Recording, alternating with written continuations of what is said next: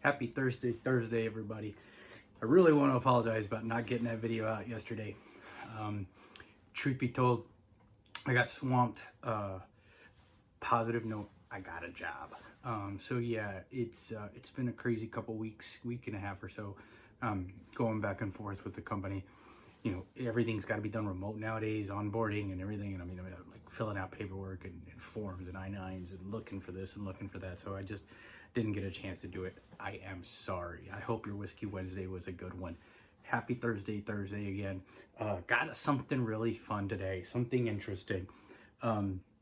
This was a lot of fun to research. I picked this bottle up. I think you can see it behind me.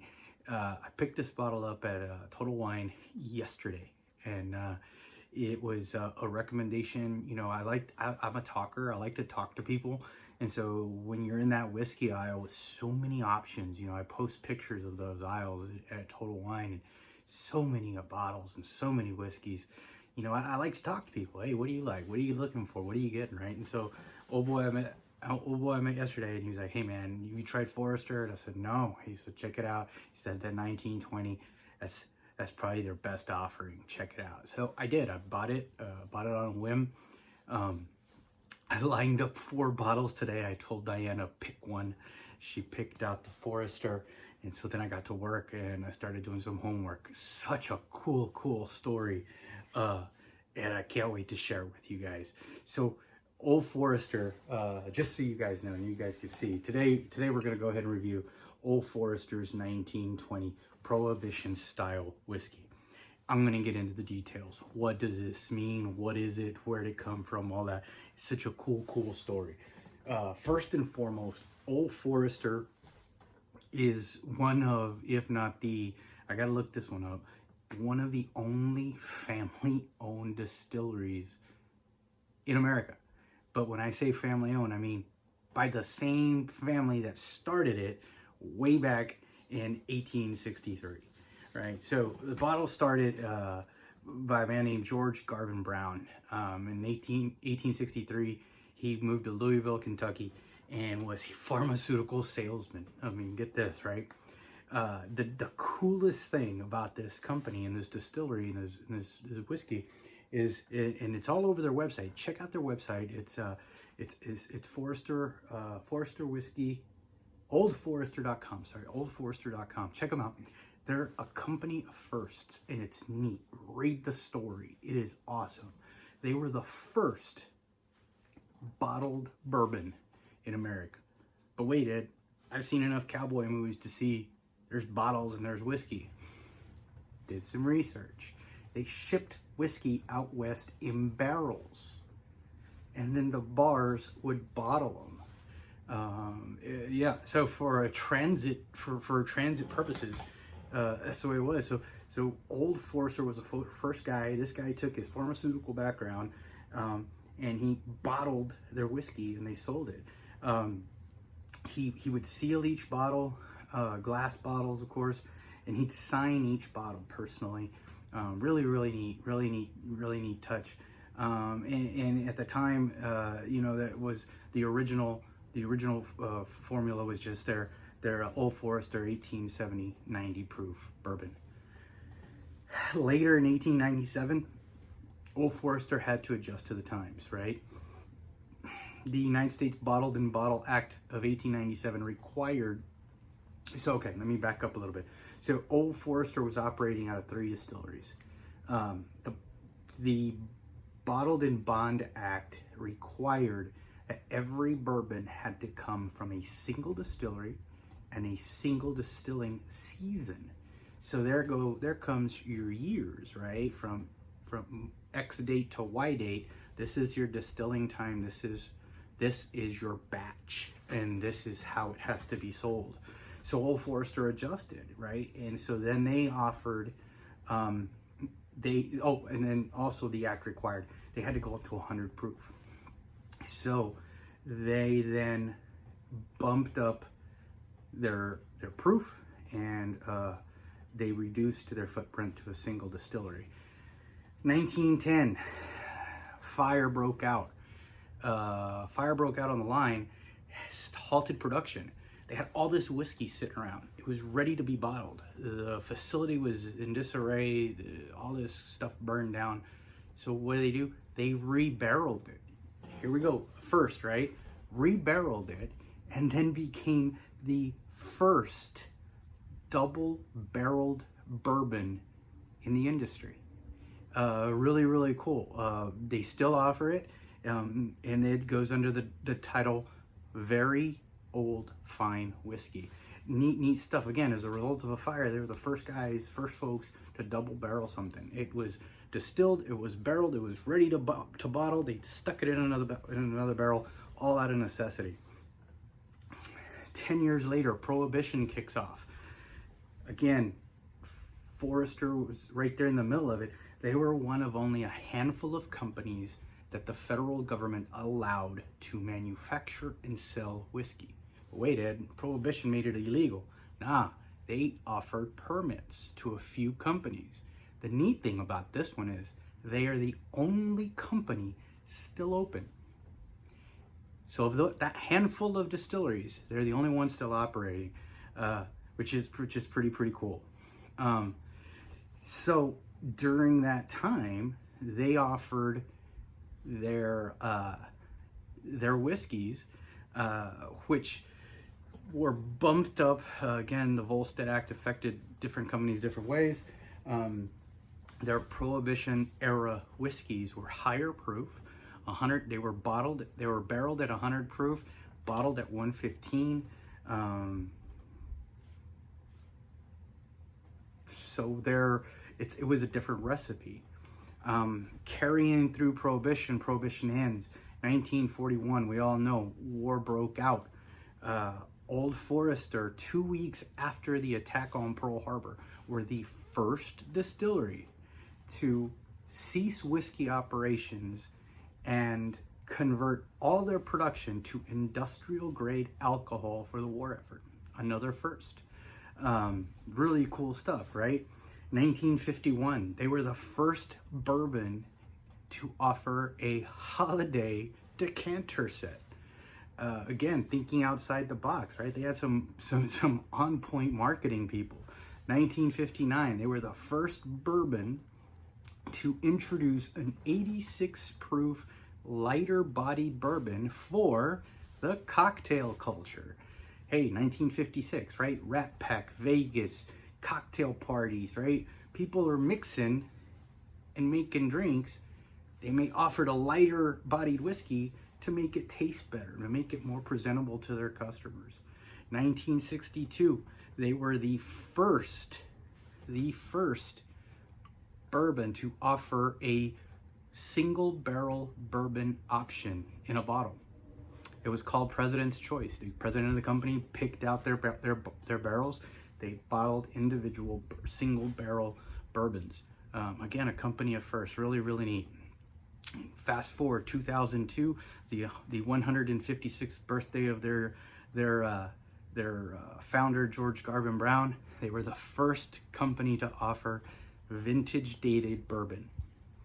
The first one in the industry. Neat stuff. Just again, a company of firsts. It was a fun read. It was fun research. A lot of fun. Today they are the first company, again, company of firsts, that can offer you, and they what they call it, the family of bourbons. They can offer you a bottle to give you a taste of their evolution through history. They offer their original 1870 original batch, their 1897 bottled in bond, their 1910 old fine whiskey, and their 1920 Prohibition style bourbon. They're coming out with new offerings. They just released a rye in 2018, 2019. A lot of neat stuff. Just really cool story, cool history around it. Again, today's offering and today's review is their 1920 Prohibition style. Again, this was a recommendation. A guy I met at the liquor store yesterday, and he told me flat out, dude, this one of the four has the best flavor. And I'm like, well, shoot, let's do it, dude. It is 115 proof. It packs a punch, right? It's 57.5% alcohol by volume. Just looking at it, very neat, you know, old school, classic looking bottling and labeling. You know, it's got the stamp on there, you know, Prohibition style. In 1920, during Prohibition, the Browns, which were the founders of the company and still the owners of the company, was granted a limited permit to bottle medicinal whiskey. There you go, medicinal whiskey at 117 West Main Street in Louisville's Whiskey Row. A typical barrel proof at the time prior to bottling was 115 proof. That's what we got here. Another cool thing about it is they are still on Whiskey Row in Louisville. So really, really neat stuff, man. Really, really, really cool. I highly recommend and hope you guys check this one out. Yeah, let's get to it. We're at 11 minutes already, and all I've been talking is history. Let's open this up. Ooh, that smells good. That smells good. Let's look at the pour.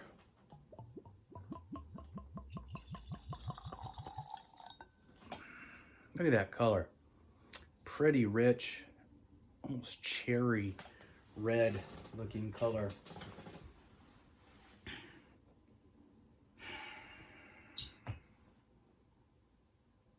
Wow, that smells good.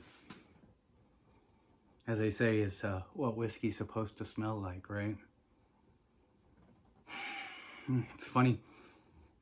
I smell fruit, fruity, almost syrupy, cherry, syrupy, preserve notes.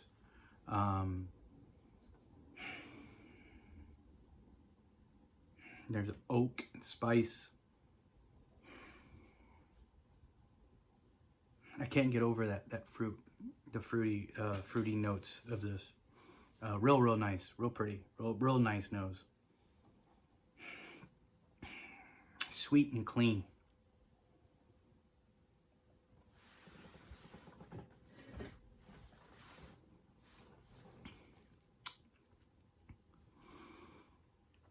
That's good. That's smooth. I get a little pepper, some pepper, a little pepper taste to it. Peppercorn, you can call it. Caramel.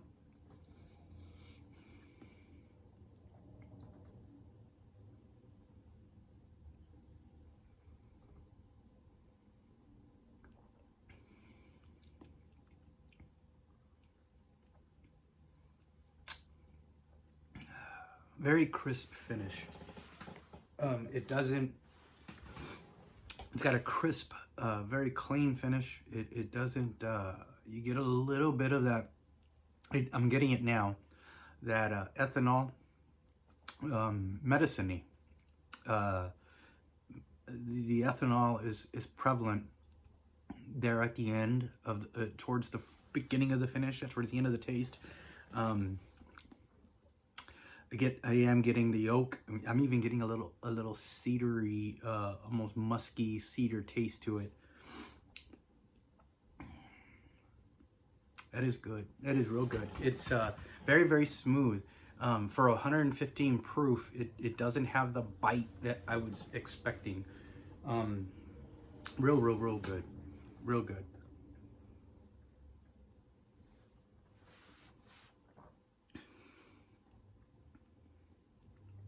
That's a B+. That is a B+. Real good whiskey. Real good flavor. Great nose. Real good flavor again.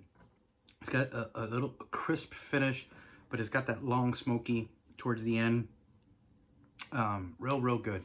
The nose is very sweet. Again, the notes of cherry is there. Overall, really good. That was very enjoyable. Again, this is Old Forester 1920 Prohibition style whiskey. That was real good. Overall, great experience. Cool story behind the whiskey. Cool story around the offerings of the evolution of their whiskeys throughout the history. Neat story behind the distillery, family owned, still owned by the Browns. Old school Kentucky, very neat, very neat. Good whiskey, damn good whiskey. That was very enjoyable. I'll be truthful. Somebody told me it was very medicinal. I get that. I get the ethanol, but not. It wasn't over the top. It was subtle, but really good for a 115. Again, Old Forester 1920 Prohibition style whiskey. Super good. Enjoyed it. I really did. It is Thursday, towards the end of the week. Don't get wrapped up in the craziness of the world. Love one another, love each other, reach out, take care of one another. Wearing the old boonie, the old OIF boonie. Been kind of in that nostalgic mood. Love y'all again. Check on one another, love each other, block out the hate, block out the negativity, and we'll get through this. Enjoy your weekend. Love y'all. Keep in touch. Again, that's Old Forester 1920 Prohibition style. Again, I give it definitely a B+. That was an enjoyable sip. Take care, y'all. Out of here.